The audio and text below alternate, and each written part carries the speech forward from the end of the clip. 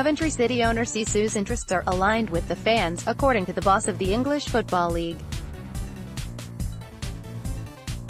EFL chief executive Shaun Harvey made the claim while being interviewed on Talksport by host Jim White this afternoon, January 25.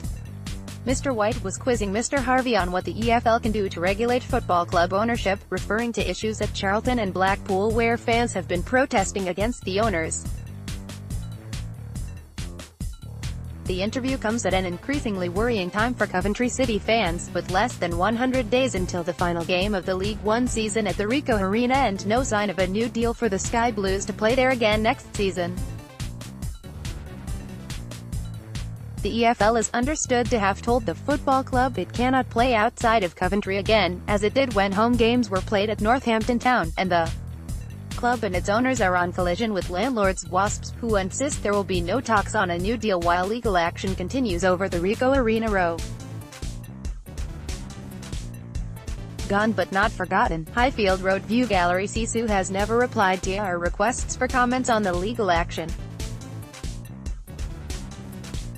What the EFL boss said during a conversation about football club owners, Mr. Harvey told Talksport, "The key thing that we do is get the owner to sign up to fund it for that 12 to 18 months and continue to look at that on a rolling basis. If we aren't satisfied that there is sufficient funds available, and that's different to sufficient funds being spent. As long as the ability is there, we have to allow the clubs and businesses to operate themselves. It's a competitive industry."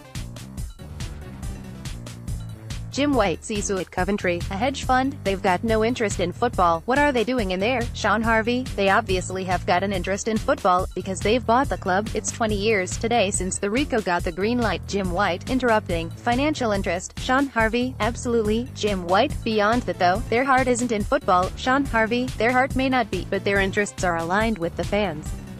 The only way that either will get what they want is if the club's successful. Now they may have a different starting point of how they want to achieve it, but the end result is success is the only thing that counts for both parties. Unfortunately, if one doesn't get that, then that's when these challenges occur. We can't be so restrictive to say you have to meet a certain criteria to buy a football club. A few years ago you might have been able to say that every owner came from within 30 miles of the ground. Local lad done good principle is long gone. Coventry City's stance. Coventry City's chief executive Dave Boddy has always insisted the club is not part of the ongoing legal action, although its parent companies are listed in the court documents, and that he is continuing to make strong representations to owners Sisu. He has used program notes to state, the football club took no part in deciding whether the club owners should pursue an appeal in the Supreme Court. It is the club owners who are taking this legal action and pursuing an appeal. Wasp's stance. Wasp's position is clear. Discussions for CCFC to stay on at the Ricoh past May, when the current rent deal ends, will not start until legal action ends. Chief Executive Nick Eastwood has stressed that he didn't think it was an unreasonable stance to take. He said previously, "We've made our position clear.